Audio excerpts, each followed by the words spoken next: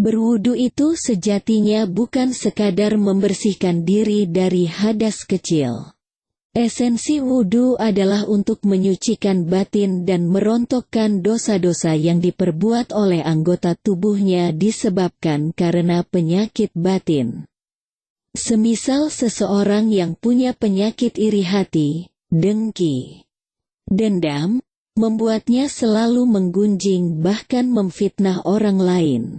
Sehingga dari mulutnya keluar kata-kata fitnah, celaan, cacian, hinaan, merendahkan orang lain, dan lain sebagainya.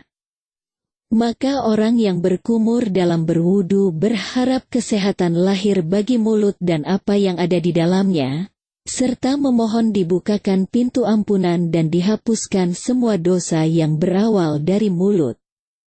Ia juga memohon dijauhkan dari setiap perkara dosa mulut. Begitupun pada anggota tubuh lainnya. Dari Uqbah bin Amir dia berkata, "Dahulu kami menggembala unta, lalu datanglah malam. Maka aku mengistirahatkannya dengan memberikan makan malam. Lalu aku mendapati Rasulullah berdiri berbicara kepada manusia. Dan dari sebagian sabdanya yang aku dengar adalah, tidaklah seorang muslim berwudu lalu menyempurnakan wudunya, kemudian mendirikan salat 2 rakaat dengan menghadapkan hati dan wajahnya, kecuali surga wajib diberikan kepadanya."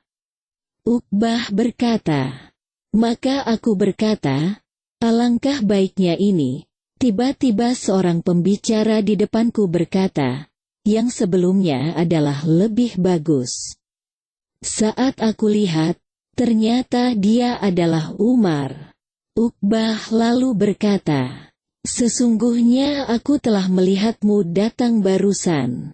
Umar lalu menyebutkan, "Tidaklah salah seorang di antara kalian berwudu, lalu menyampaikan wudunya atau menyempurnakan wudunya, kemudian dia bersaksi bahwa tidak ada Tuhan yang berhak disembah selain Allah, dan bahwa Muhammad adalah hamba dan utusannya, melainkan pintu surga yang 8 akan dibukakan untuknya.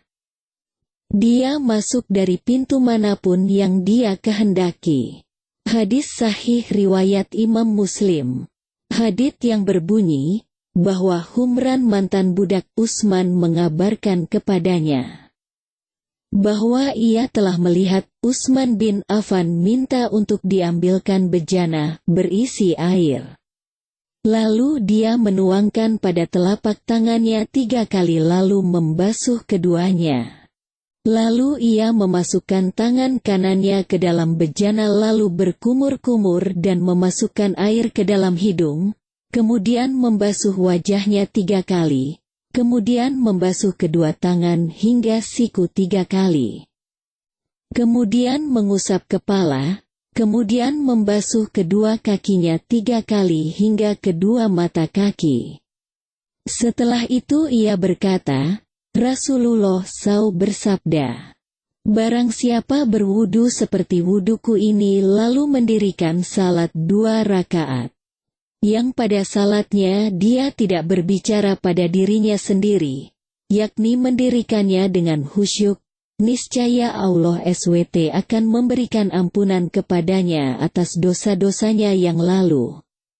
Hadis sahih, riwayat Bukhari. Sebagaimana dalam kitab At-Targhib wa Tarhib karya Imam Ibnu Munzir menuliskan sebuah hadits Nabi Muhammad SAW.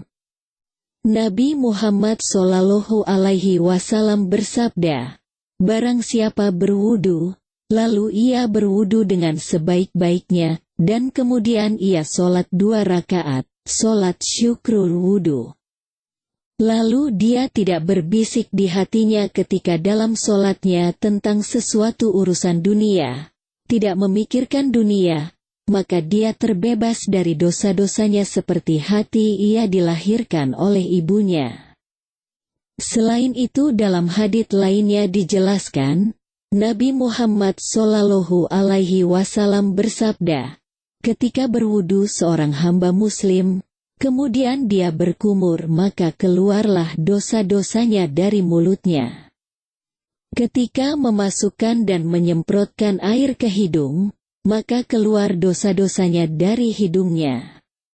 Ketika ia basuh wajahnya, maka keluarlah dosa-dosanya dari wajahnya hingga keluar juga dari bawah kelopak kedua matanya.